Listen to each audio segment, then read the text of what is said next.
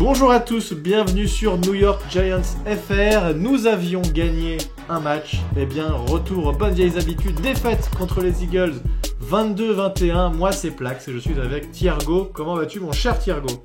Et quand tu as dit nous avons gagné un match, j'ai eu une interrogation, c'est on a gagné un match. J'ai Ouais. tellement l'habitude qu'on perde. Il y a 2 semaines, on a gagné, je te jure. Contre les Redskins, en effet. Écoute, pour répondre à ta question, ça va mal.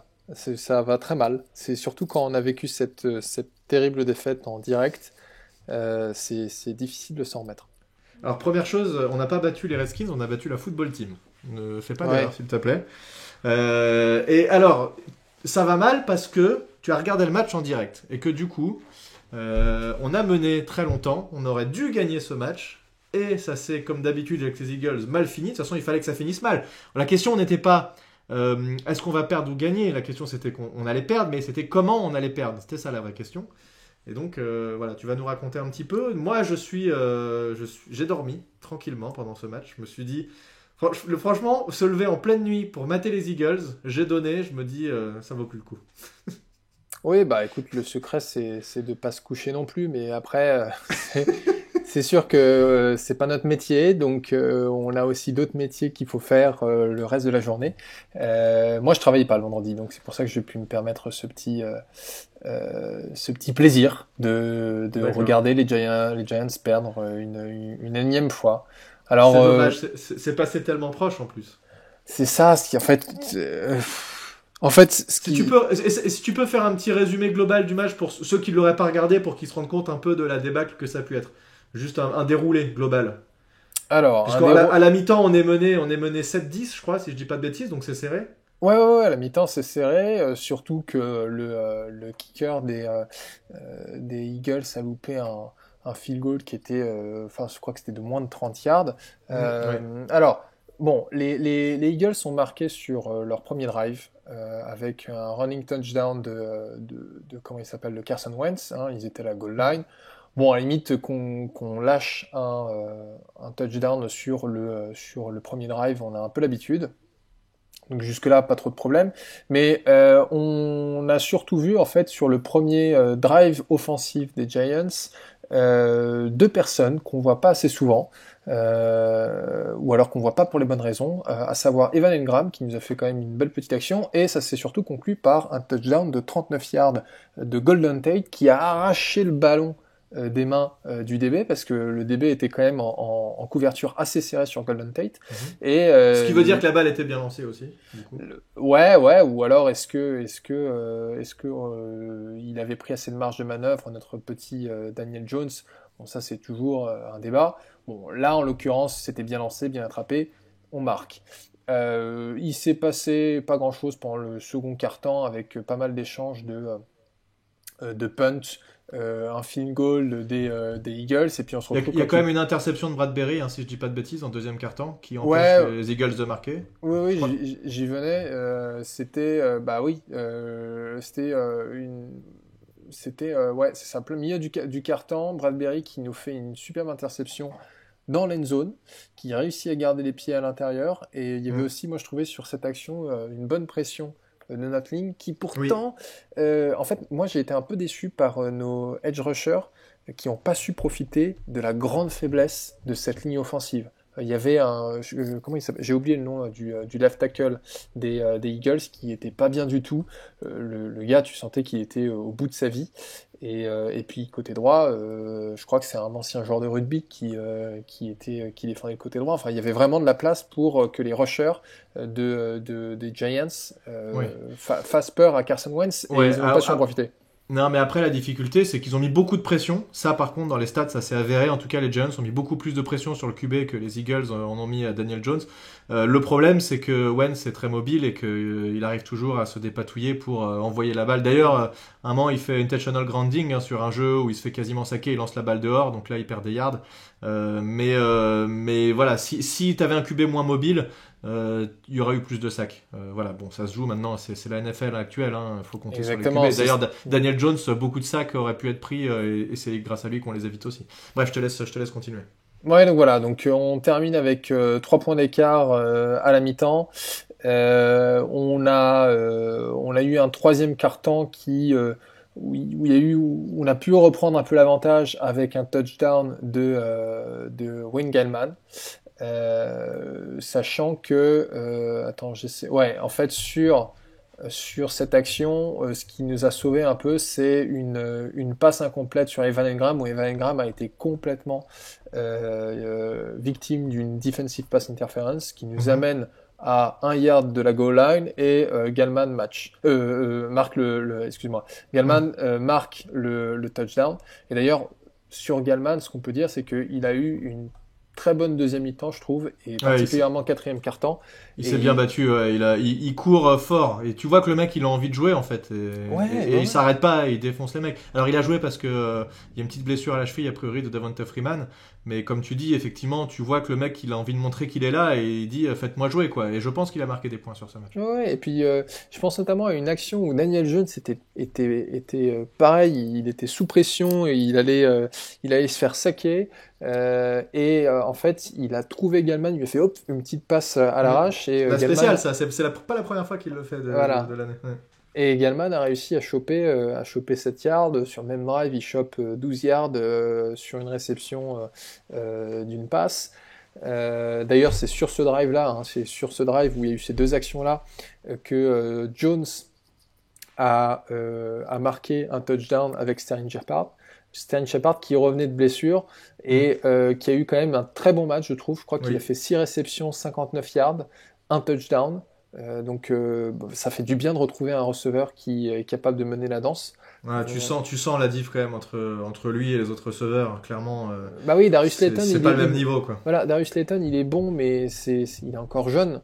Donc on n'attend pas de lui la même régularité qu'on attendrait justement d'un Sterling Shepard.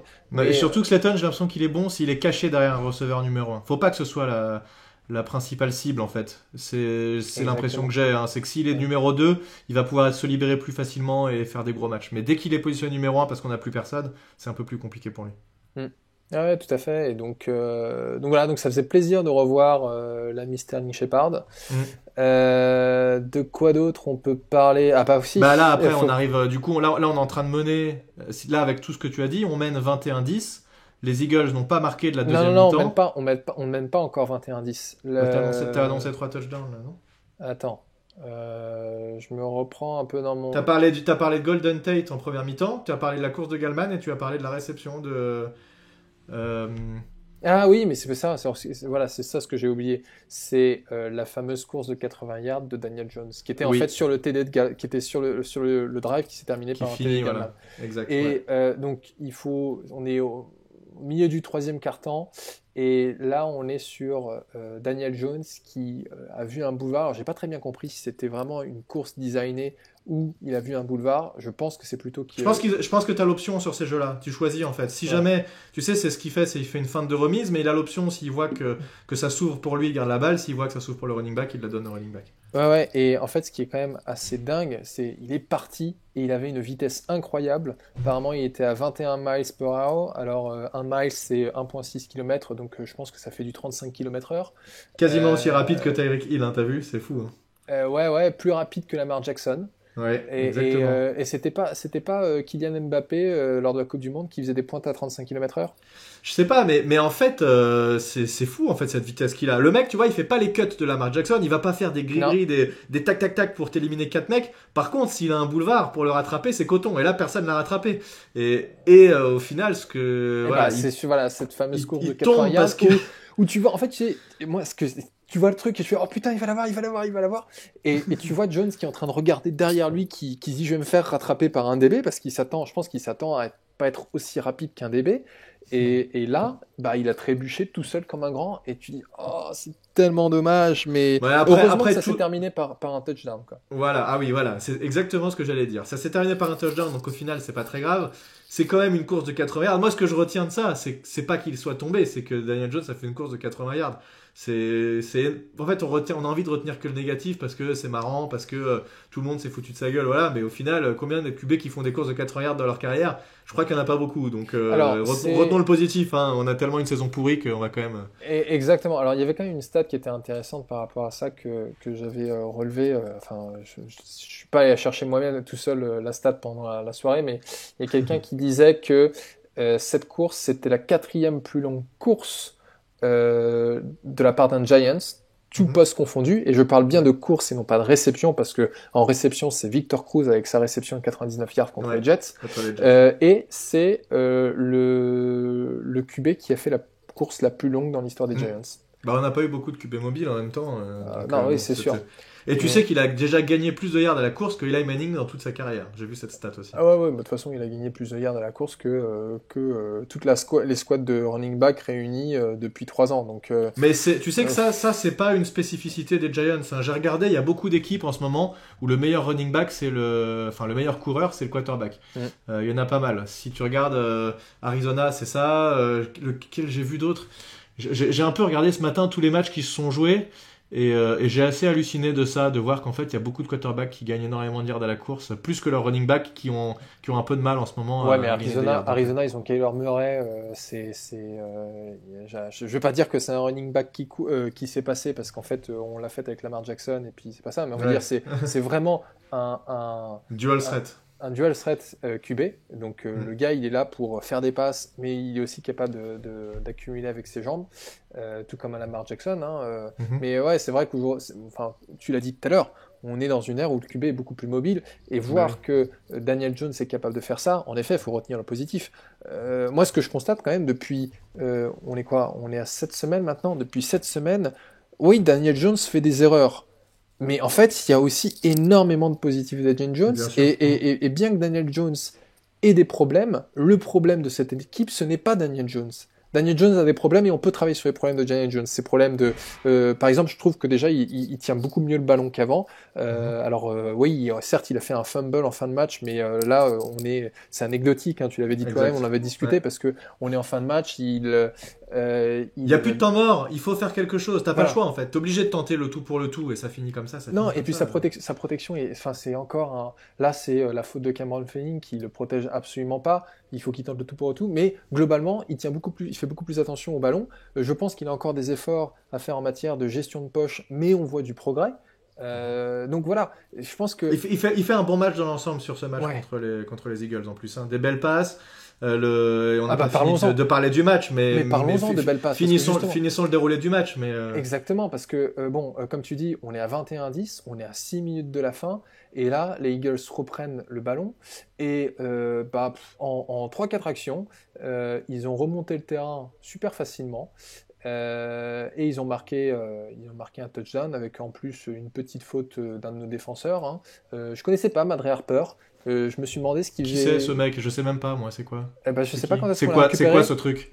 C'est un DB qui a joué pas mal de snaps en défense. Et c'est ça ce qui m'inquiète en défense, c'est qu'en fait, on a tellement plus personne dans la secondary qu'on fait jouer des gars comme ça qui font un peu n'importe quoi.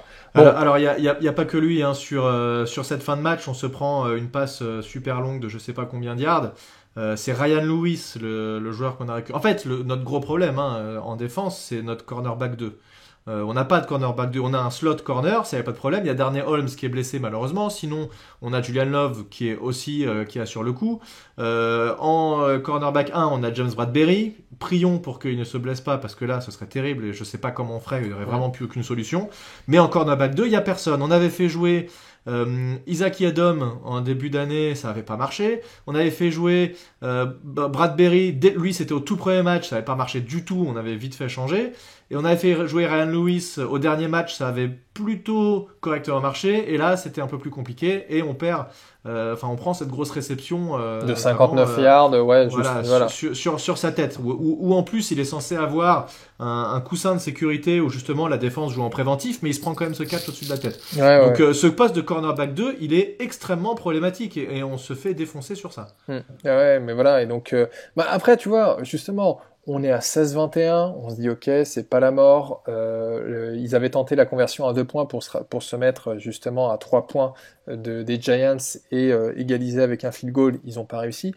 On est à 16-21, on a le ballon, on avance avec Gallman. Et là, sur une 3e et 6, Daniel Jones prend le ballon, fait une passe parfaite qui tombe dans les mains d'Evan Engram et ce crétin ne l'attrape pas. Sachant qu'en fait, non, mais attends, il m'a gavé toute la rencontre, c'est-à-dire qu'il a fait un truc bien au début du match. Il fait tiens, voilà, la seule bonne action d'Evan Engram de tout le match. Et en effet, ça n'a pas manqué. Dans la première mi-temps, il y a une interception de Daniel Jones. On va dire, bah tiens, Daniel Jones fait encore un turnover. Oui, en fait, sauf que Daniel Jones a envoyé la balle parfaitement là où il fallait sur Evan Engram, qui ne l'a pas attrapé. Ouais. Alors, ouais, si on revient là-dessus, j'ai discuté avec des mecs là-dessus, des ricains là, qui croient qu'ils connaissent tout parce qu'ils sont ricains. Le mec te dit, la balle est lancée trop fort. Alors, qu'on soit clair, un tracé slant, à aucun moment tu lances un tracé slant tranquille pour que le mec l'attrape facilement. Un tracé slant, il faut surtout pas se faire intercepter et il faut la lancer rapidement. C'est une balle qu'on appelle une balle zippée. La balle arrive vite. Ce qui se passe sur cette action, c'est que au moment de recevoir le ballon, cet abruti de tight end décide. Enfin, il sait qu'il va se faire cartonner sur un tracé comme ça. Alors, c'est pas le jeu le mieux appelé, effectivement. Le but, c'est qu'il catche la balle et que derrière, il arrive à gagner les quelques yards nécessaires en prenant le linebacker de vitesse. Sauf qu'il voit qu'il va potentiellement se faire cartonner. Et donc, il se retourne, il tourne la tête pour voir le linebacker qui arrive. Et il n'assure pas la réception. Mais ça, c'est une erreur professionnelle. Tu sais, première chose qu'on dit à un receveur, c'est toujours d'assurer la réception avant de vouloir gagner des yards. En yard after catch. Il l'a pas fait ici. La balle lui rebondit dessus. Elle est interceptée derrière. Et c'est pas la première fois que c'est de sa faute. Puisqu'il y a d'autres matchs aussi où le tracé qu'il fait, il est pas bon. Et Daniel Jones, il est bien gentil. Il lui fait confiance. Il lui envoie la balle à chaque fois en se disant qu'il va faire une action. Mais derrière, il n'y arrive pas. Et qu'est-ce qu'il fait Daniel Jones en interview d'après-match? Il dit, ah, c'est à moi de mieux lancer le ballon. Mais non, Daniel, tu fais ce qu'il faut. Tu lances la balle dans les mains. Dit que c'est une grosse merde et qu'il est pas capable de rattraper la balle et que c'est un putain de bust. Voilà, faut dire ce qu'il y a. Maintenant, c'est terminé. Alors là, on a tout tenté avec lui. On a fait tout ce qu'il fallait avec ce joueur-là. Exactement. C'est fini. Il n'arrive pas. Après, Daniel Jones, il est en train de faire. Daniel Jones, il fait de l'Eli Manning. Eli Manning, il faisait ça. Il y avait toute l'équipe qui était nulle. Et puis c'était Eli Manning qui disait, ah bah non, en fait, c'est de ma faute. Ouais, mais là, ça fait presque faux cul parce que le mec, il lui met une balle dans les mains, tu peux pas faire mieux. Il dit ouais, je dois faire mieux pour lancer. Bah là, mec, je vois pas ce que tu peux faire mieux sans déconner. Non, mais en fait, cette dernière action, et Nicolas, en fait, il a la balle du match entre les mains, Ingram, et il la relâche sur une faute. Là, pour le coup, c'est pas, il a eu peur d'un contact ou quoi. Il y a personne. C'est de l'inattention, quoi. C'est de l'inattention et potentiellement, il marque pas... un touchdown. Hein, pour moi, c'est dans la tête. C'est dans la tête. Ah non, mais c'est exactement ça. C'est dans la tête. Et juste pour revenir 2 secondes à Daniel Jones, en effet, Daniel Jones n'aurait pas dû dire bah, j'aurais dû mieux lancer la balle. Mais à mon avis, pour être politiquement correct, il aurait pu dire il faut qu'on exécute mieux sur le terrain. Tu vois, en mettant tout le monde. En mettant tout, oui, t'as raison. Voilà. T'as raison. Et là, comme ça, c'était un peu une manière de dire bon, il y en a quand même qui se touchent. Hein, et en effet, je pense que Evan Engram. Alors, je sais pas si on va réussir à le trader, mais moi, j'en veux plus de ce joueur. Je suis désolé. Il a montré des choses vachement positives ces 3 premières années. Il n'était pas capable de rester. Enfin, il se blessait tout le temps. Il a été blessé en plus. Il a été blessé, c'est ça le problème. Voilà. Et là, en fait, on voit que cette saison, tout est dans la tête. Il se blesse pas. Il a les capacités physiques, mais il a aucun mental. Et les drops, c'est pas nouveau. Par contre, ça, il en fait depuis longtemps. Et en niveau de la tracée de passe, c'est pas le meilleur coureur de tracé qu'on ait vu.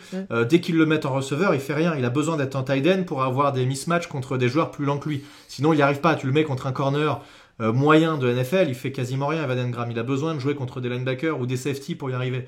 Donc pour moi, c'est... Et peut-être que je pense qu'on va le trader. Là, ça me paraît difficile de le garder. Après, c'est compliqué. On ne sait pas où on est la situation avec notre GM. Mais c'est très possible que s'il va dans une autre équipe, il soit bon. Maintenant, moi, j'en veux pas qu'on le trade. Il faut même le trader. On a tout tenté. Evan, merci. T'as fait ce que t'as pu. Nous, on a fait tout ce qu'on a pu pour te mettre dans les meilleures conditions. T'as pas réussi. Au revoir. Bon courage ailleurs et peut-être que tu y arriveras. C'est très possible qu'il y arrive, d'ailleurs. Ouais, exactement. Mais voilà, quand il y a eu cette passe droppée, eh ben, je savais que le match était perdu. En plus, alors, ce qui est terrible, c'est que c'est une passe qui est envoyée juste avant les 50 yards. Donc c'est pas comme si on était pas très loin du field goal, qu'on aurait pu essayer d'envoyer Graham Gano pour nous choper un field goal de 57 yards. Il aurait pu le faire. Non, là c'était cuit, il y avait rien à faire. Et là je me suis dit, c'est foutu. J'y croyais pas parce que la défense La défense se faisait quand même pas mal bouffer depuis le début de match, même s'il y a eu quelques ajustements. En deuxième mi-temps, on a quand même bien tenu. Il y a eu des ajustements à la mi-temps. Il marque 0 points pendant les 3 quarts de la deuxième mi-temps. Et finalement, on lâche en fin de match. Et j'entends souvent, cette équipe ne sait pas gagner. Et j'ai l'impression que c'est un peu vrai. Ça se joue beaucoup dans la tête. Où il manque un peu de hargne en fin de match. Il manque 2-3 ajustements. Enfin, il manque pas grand-chose. Honnêtement, c'était un match qu'on aurait dû gagner. C'est triste, mais contre les Eagles, on a l'impression que ça va toujours se terminer pareil dans tous les cas. Mais la défense, que ça fait comme tu 6 le ans dis, que c'est comme ça, mais on finira par reprendre le dessus contre les Eagles. Mais c'est sûr que là, on est dans un mauvais cycle. on est dans un mauvais cycle. Bon, en tout cas, moi, je suis quand même globalement, enfin, le fait qu'on ait dominé ce match et qu'on doive le gagner, c'est ce qui me fait être positif en me disant, on n'est pas loin d'être, enfin, tu vois, notre Je bilan il dirais aurait pas pu être qu'on a bien meilleur. dominé le match, hein. On termine à 17 en première mi-temps. Ok, on a dominé le troisième quart-temps, pourquoi Ouais, pas.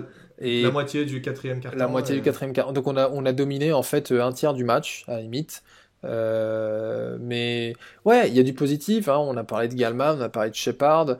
Il y a du positif et du négatif chez Daniel Jones.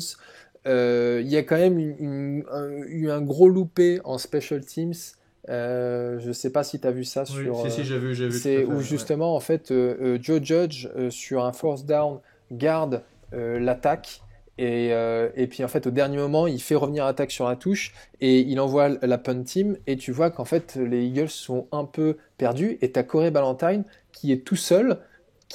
Alors je comprends pas comment ce Corey Ballentine a pas vu qu'il avait personne face à lui Bah et oui, en je sais fait, pas. t'as Riley Dixon qui a vu qu'il était tout seul, et on sait que Riley Dixon sait passer, sait faire de belles passes, et Riley Dixon essaie d'avoir son attention, sauf que Corey Ballentine ne fait rien.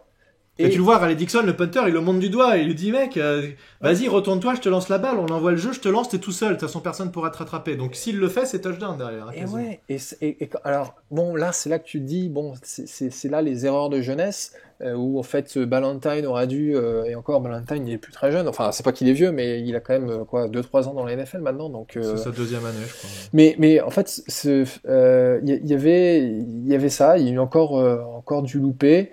On a eu un fumble de Dion Lewis, c'était un fumble de noob, alors j'ai Mhm. pas compris. Et puis on a eu un match très très difficile de la part d'Andrew Thomas, quoi. Ouais, ça c'est un peu la déprime, ça. Notre premier tour de cette année qui galère et on voit les autres lines qui pour l'instant s'en sortent correctement. Bon, c'est. Thomas, Attendons. parlons-en justement un instant parce que moi je lis et j'entends beaucoup de choses sur André Thomas où les gens disent d'ailleurs c'est un buzz, Dave Gettleman a pris Non. le pire des tackles. Moi j'aimerais juste dire un truc, c'est que ouais, Andrew Thomas est le pire des tackles qui a été drafté dans le premier tour cette année, mais c'est pas pour autant un bust. Il est en train de galérer comme pas possible, mais par contre ça en fait pas un bust tout de suite. Par contre Non, j'ai si l'impression que c'est un mec qui se bat et Joe Judge en tout cas abandonne pas sur lui. non, voilà. Et puis, bon, c'est sûr que s'il nous fait la même saison en deuxième année, alors c'est sûr qu'on voudrait avoir un peu plus de progrès de sa part. Mais donnons-lui au moins 2 saisons pleines avant de se dire que c'était un bust, hein. On a gardé combien de temps on a gardé Eric Flowers en LT avant de se dire qu'on le dégageait. Et Eric Flowers, il y mettait pas le quart de la moitié de la bonne volonté d'Andrew Thomas, quoi. Exactement, tout à fait. Il était nonchalant et c'était encore pire. Alors, un mec qui se bat et qui essaye de faire quelque chose, il y a quand même moyen. Et puis, ils n'oubliez pas qu'ils ont un bon coach de O-line, donc il y a quand même moyen de faire quelque chose. La O-line qui, quand même, a été très correcte, hein. Je regardais d'ailleurs les stats de notre attaque à la course. On n'est plus du tout dernier. Sache qu'on est remonté. Mm. Il y a 1, 2, 3, 4, 5 équipes derrière nous. Donc, ça reste pas flamboyant, mais on a commencé tellement bas où notre premier match, on faisait que des courses négatives que ça s'améliore. A priori, alors là, c'est plus difficile de voir, mais notre centre, comment il s'appelle? Comment il s'appelle notre centre Nick déjà? Gates. Nick Gates, qui apparemment gagne en niveau petit à petit. Oublions pas que c'est sa première saison en centre. Mm.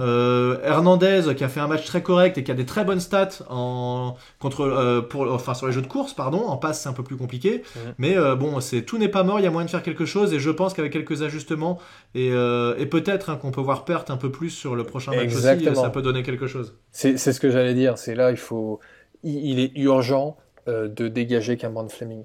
Je vois pas pourquoi est-ce que Peart serait moins bon que Cameron Fleming parce que on tape à volonté sur Andrew Thomas qui est un rookie et qui certes n'est pas au niveau des autres gars qui ont été draftés au même niveau que lui, mais Cameron Fleming c'est une catastrophe absolue.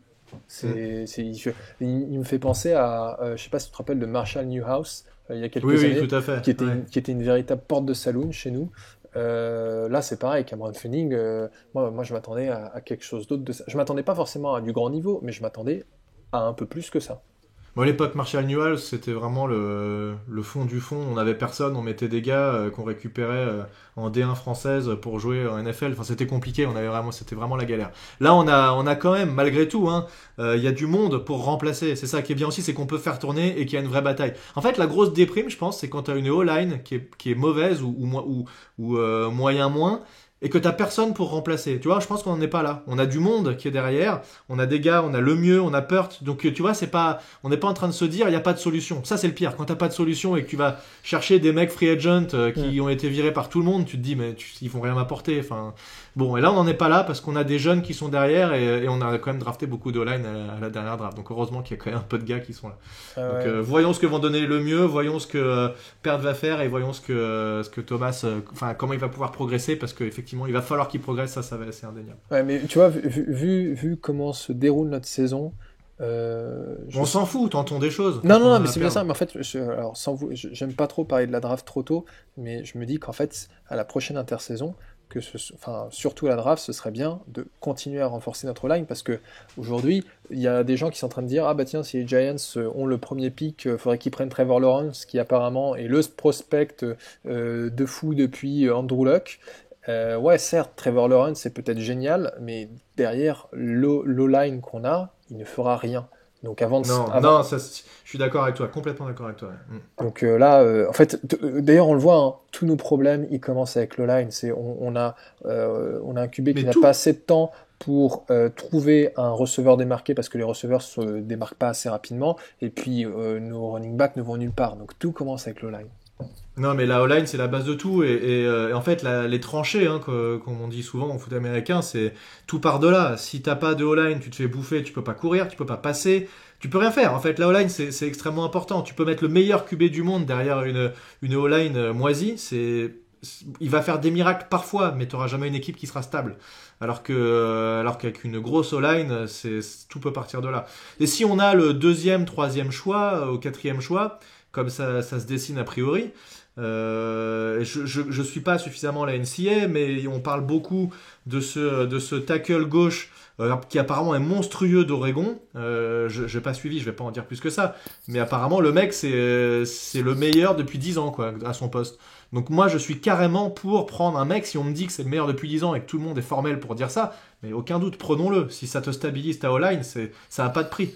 Et on a un QB qui pour l'instant, même s'il n'est pas au niveau des plus grands QB de NFL, mais s'il a une bonne O-line, il peut largement faire des choses.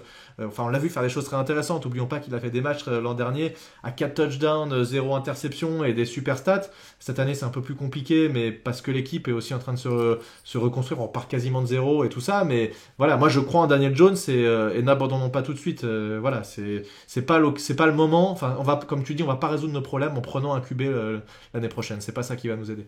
Bah ouais, et c'était le même sujet quand on avait Eli Manning. Quand il y avait des gens qui voulaient remplacer Eli Manning en disant faut prendre Sam Darnold, des trucs comme ça. Mais non, Sam Darnold, bravo, super Sam Darnold. Non mais tu vois, en fait à la limite, il y a beaucoup de gens qui disent que Gettleman a fait une erreur en prenant Saquon Barkley parce que il fera jamais gagner un match et c'est sûr qu'un running back ne fera jamais gagner un match. S'il y avait un joueur lors de cette draft qu'on aurait pu prendre à la place de Saquon Barkley, c'était Quentin Nelson, le guard d'Indianapolis Colts, qui lui est un véritable monstre. Ça aurait été un bon départ. Bon, maintenant on a les joueurs qu'on a, on fait avec. Il faut aller de l'avant. Je suis d'accord. Et donc au prochain match, nous allons rencontrer, parce qu'on arrive déjà quasiment à 30 minutes de podcast, nous allons rencontrer les Buccaneers qui sont archi chauds en ce moment. Comment tu sens ce match? Ça sent pas bon quand même. Tu sais, au bout d'un moment, je sens plus rien. Je suis.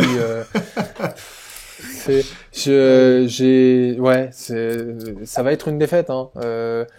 Bah là, ça me paraît difficile. Ils mettent 45-20 contre Las Vegas, j'allais dire, les Raiders.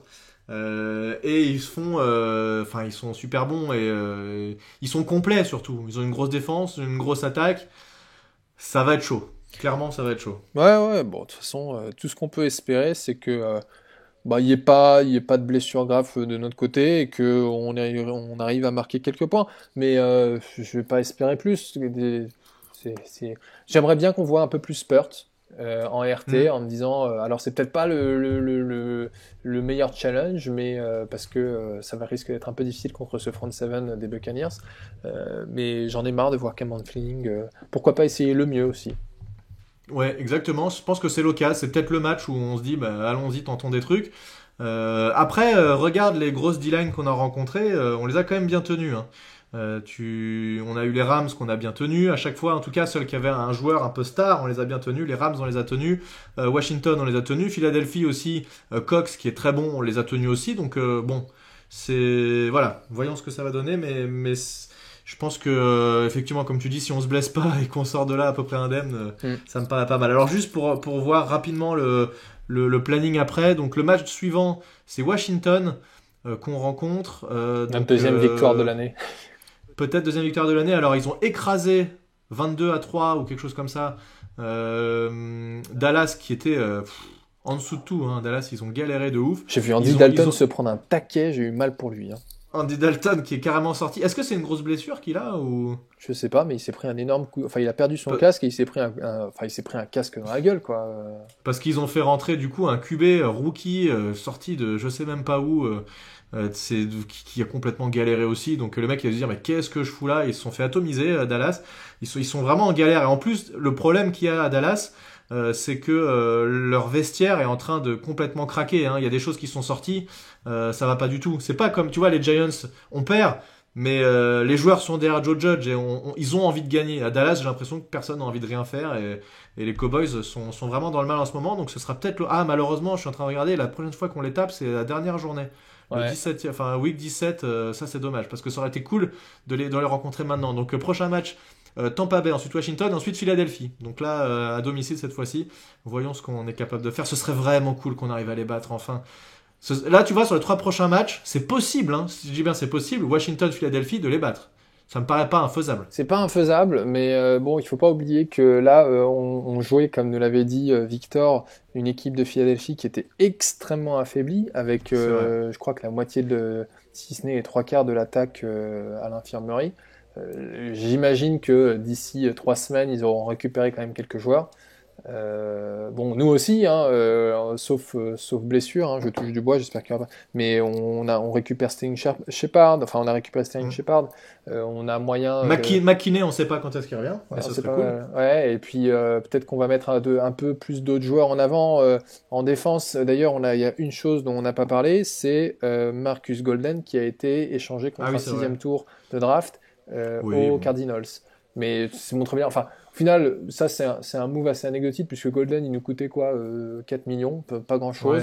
Ouais. Et il a rien fait. Il n'était pas extrêmement productif, il jouait pas beaucoup de toute façon, il rentrait pas trop dans le schéma défensif. Et c'est un joueur qui est pas extrêmement âgé, mais en tout cas par rapport à tous les jeunes qu'on a, c'est normal qu'on se libère d'un joueur comme ça. Donc voilà, rien de spécial. En tout cas, a priori, Gettleman a encore moyen de faire quelques moves. Donc bon.